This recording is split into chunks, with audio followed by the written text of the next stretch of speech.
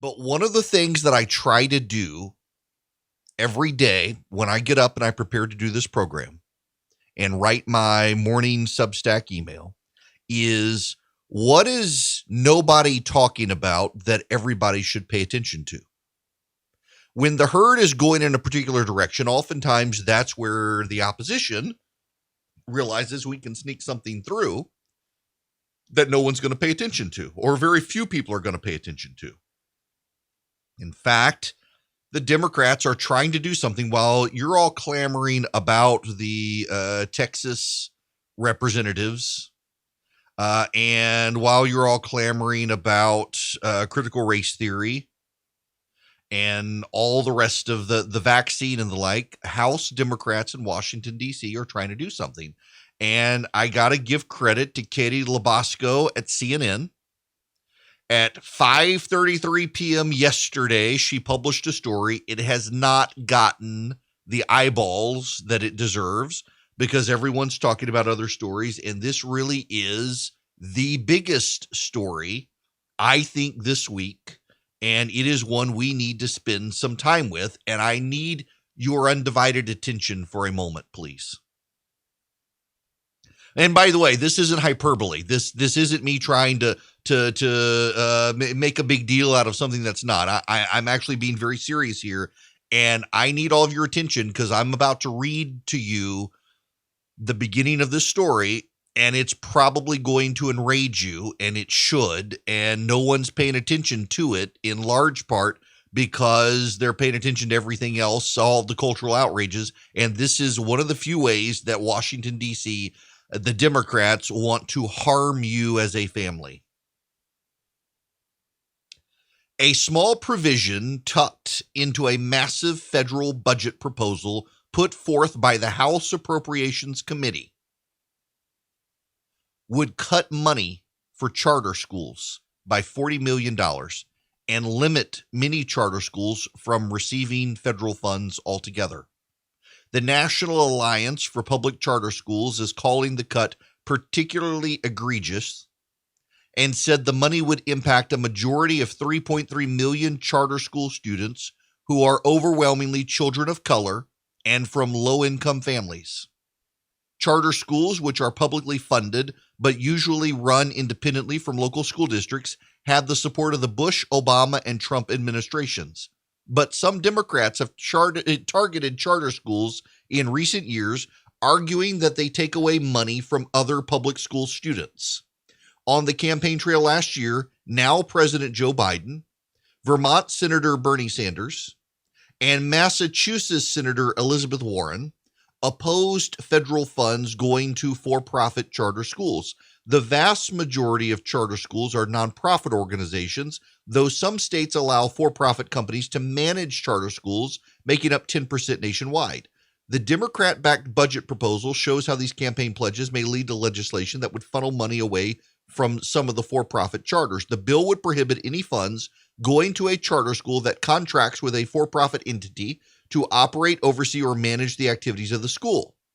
But Nina Rees, the president and CEO of the National Alliance for Public Charter Schools, told CNN that the sweeping language could impact schools that contract out for cafeteria services, special education services, or back office staff. Some of the same things local district schools also hire private companies for. Without contracting out, schools may not be able to offer the services to special needs students that they are legally required to provide. They're coming for your charter school. Now, let me explain how some of this works. A lot of nonprofit charter schools, because of the economies of scale, will contract with a company that provides the janitorial services or the cafeteria services or even the back office's support for payroll and the like. So, for example, my company contracts with ADP, as a lot of companies in this country do, to handle payroll. I can go to an ADP website instead of a website for my company and see my pay stub and get my W-2 and see all of that information. Under the language of this bill, a nonprofit charter school would be prohibited from doing that which would then drive up the costs of the nonprofit and make the nonprofit be unable to provide basic educational support because they can't handle the overhaul and the processing and the payroll and the like to handle the basic services behind the scenes.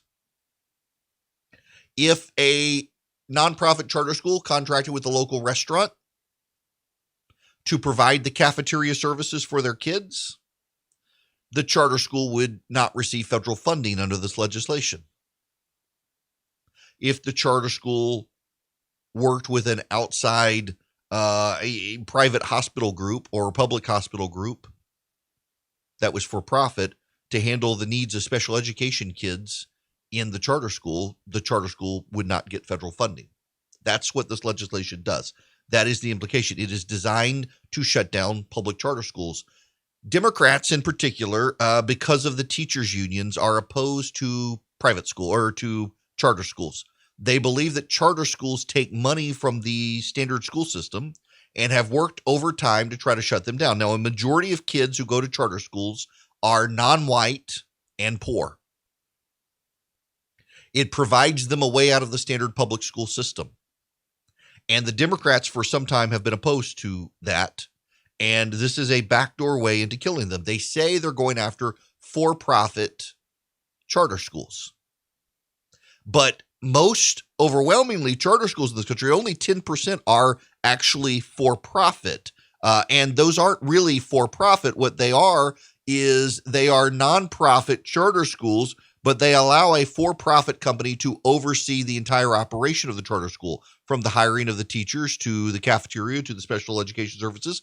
But that's not overwhelming. That's only 10% of charter schools. This is designed much broader than that. If any aspect of any charter school is managed by a for-profit company, whether it's the cafeteria services or the special education services or even the payroll, they'll be denied federal funding under this language.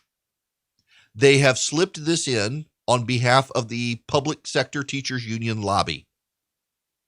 The teachers unions, the very same ones that didn't want schools open last year, are the ones who have wanted public charter schools shut down. They don't like the competition.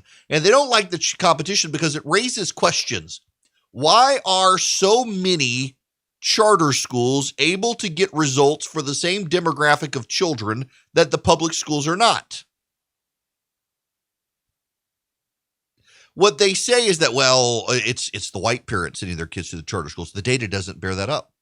Well, it's the wealthy parents. The data doesn't hold up. They keep coming up with excuses to explain why charter schools outperform regular public schools, and none of their excuses actually hold water under the slightest bit of examination. I have a public charter school down the road from me. It's called ACE. And ACE was run in Bibb County, Georgia, by the local public school board, which opposed it and fought its creation. And so the charter school had to rely on a state entity to allow it to operate because the local public school board fought it. It was competition. So the local ACE, the charter school, Academy of Classical Education, relied on the state of Georgia to allow it to operate outside of the purview of the local Board of Education, and became a mass success. It does not have a school bus program, so parents do have to drive their kids to the school. The local school system attacks this charter school, saying, well, only the wealthy can do this. And yet there's a volunteer parent organization that goes into the poor areas of town and gets their poor kids whose parents can't get them to school in the morning and gets them to school. And so it's a parent-led effort for the school, and it works. And now the school has been so successful, it's right on the county line between Monroe County and Bibb County in Middle Georgia. It is expanding over into getting kids from Monroe County, and that school system is livid as well. It's competition. It's a public school. None of the parents have to pay for their kids to go there. And the local school systems are livid that not only is the school system able to pull kids out of the local school systems, but is getting better results with the same pool of kids. And by the way, the school system is not just catered to the wealthy white people who can afford to get their kids out. It's a racially diverse, deep dive into education community. And the local public school systems hate it. The local school boards hate it. The local school systems would like to kill it. And this is the story around the state of Georgia and every other state out there. Local school systems want to kill public charter schools. And now the Democrats in Congress, while we are all distracted by other things, have slipped a provision into the federal budget that should it pass, now it's not because the Senate Republicans maintain the filibuster, but if it were to pass, would gut charter schools, would deprive them of funding. You need to remember this when you vote. The Democrats are so intent on believing that the suburbs have now moved their way completely that they're exposing who they are, and they are exactly who they've always been, against parents, against school choice, against initiatives that could improve public schools, against you, against your values. This is what they're doing. You need to pay attention to this. I realize everybody's talking about other stories today. I can't listen to the other talk shows that are going on right now, but I have a sneaking suspicion that we're talking critical race theory, or we're talking about the Michigan militia story from BuzzFeed News, or we're talking about the Olympics or what have you. This is your big story of the day. It has gotten very little traction. No one's paying attention to it. And yet it will happen if it were to pass. And one reporter at CNN noted it and was able to write about it. And so CNN gets the credit for exposing this. Let me put this in perspective for you in one more way to explain to you when they talk about for-profit institutions. So the syndication side of my radio show is small. We have a handful of employees. And so I'm not yet at the ability to pay benefits. But when I do, it becomes extremely burdensome to be able to do that. I've got to boost the syndicated radio ads and things like that to be able to raise the revenue to do it, and then be able to think about a 401k and benefits. And I was talking to a buddy of mine who manages the books for the syndication side of the show the other day, and he said, you know what you can do? ADP and other finance companies out there have a business now where essentially they hire your employees and they lease them back to you for a management fee. And through the economies of scale, they're able to provide 401ks that you ultimately pay for, but then also insurance benefits. And the insurance benefits are way more reasonable because they have 150, 200,000 people who are technically employees through this program. And so you're just passing on the cost, but the cost can be kept low because you've got a massive American corporation covering everything.